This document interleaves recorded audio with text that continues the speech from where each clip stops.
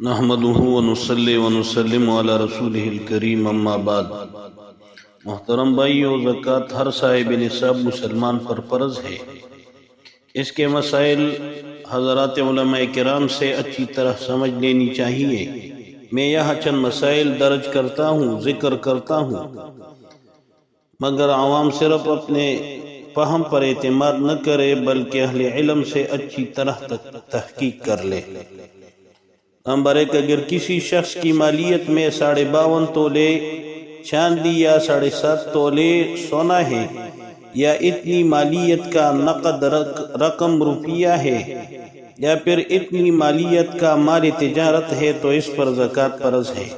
Number 2، اگر کسی شخص کے پاس کچھ چاندی ہو، کچھ سونا ہو، یا کچھ روپیہ یا کچھ مال تجارت ہو، اور ان سب کی مجموعی مالیت 52.5 تولے چاندی کے برابر ہو تو اس پر بھی زکوٰۃ فرض ہوگی۔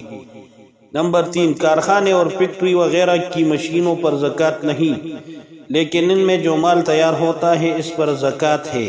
اسی طرح جو خام مال کارخانے میں موجود ہے اس پر بھی زکوٰۃ ہے۔ نمبر 4، سونے چاندی کی ہر چیز پر زکوٰۃ ہے، چنانچہ سونے چاندی کے زیور، سونے چاندی کے برتن، حتیٰ کہ سچا، گوٹا، ٹپا، اصلی زری سونے چاندی کے بٹن خواہ کپڑوں میں لگے ہوئے ہوں، ان سب پر زکوٰۃ ہے۔ نمبر 5، کارخانوں اور ملوں کے حصص پر بھی زکوٰۃ واجب ہے، جبکہ ان حصص کی مقدار بقدر نصاب ہو یا دوسری قابل زکوٰۃ چیزوں کو ملا کر نصاب بن جاتا ہو۔ البتہ مشینری اور فرنیچر وغیرہ استعمال کی چیزوں پر زکوٰۃ نہیں ہوگی، اس لیے ہر حصے دار کے حصے میں اس کی جتنی قیمت آتی ہے اس کو مستثنی کر کے باقی کی زکوٰۃ ادا کرنا ہوگی۔ نمبر 6، سونا چاندی مال تجارت اور کمپنی کے حصص کی جو قیمت زکوٰۃ کا سال پورا ہونے کے دن ہوگی اس کے مطابق زکوٰۃ ادا کی جائے گی۔ نمبر 7، سال کے اول و آخر میں نصاب کا پورا ہونا شرط ہے، اگر درمیانی سال میں رقم کم ہو جائے تو اس کا اعتبار نہیں۔ مثلا ایک شخص سال شروع ہونے کے وقت 3000 روپے کا مالک تھا، 3 مہینے کے بعد اس کے پاس 1500 روپیہ رہ گئے، 6 مہینے بعد 4000 روپے ہو گئے، اور سال کے ختم پر 4500 روپے کا مالک تھا، تو سال پورا ہونے کے وقت اس پر 4500 روپے کی زکوٰۃ واجب ہوگی۔ درمیانی سال میں اگر رقم گھٹتی بڑھتی رہی اس کا اعتبار نہیں ہے۔ نمبر 8، پراویڈنٹ فنڈ پر اصولیابی کے بعد زکوٰۃ فرض ہے، اصولیابی سے پہلے سالوں کی زکوٰۃ فرض نہیں۔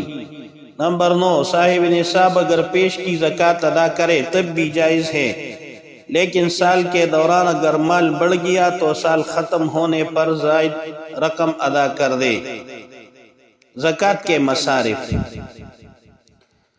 زکوٰۃ صرف غرباء و مساکین کا حق ہے، حکومت اس کو عام رفاہی کاموں میں استعمال نہیں کر سکتی۔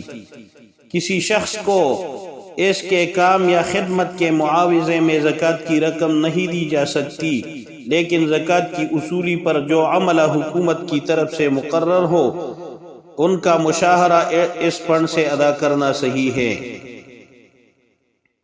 حکومت صرف اموال ظاہرہ کی زکوٰۃ وصول کرے گی، اموال باطنہ کی زکوٰۃ ہر شخص اپنے ثوابدید کے مطابق ادا کر سکتا ہے۔ کارخانوں اور ملوں میں تیار ہونے والے مال تجارت کا مال اور بینک میں جمع شدہ سرمایہ اموال ظاہرہ ہے، اور جو سونا چاندی نقدی گھروں میں رہتی ہے ان کو اموال باطنہ کہا جاتا ہے۔ کسی ضرورت مند کو اتنا روپیہ دے دینا جتنے پر زکوٰۃ فرض ہوتی ہے مکروہ ہے، لیکن زکوٰۃ ادا ہو جائے گی۔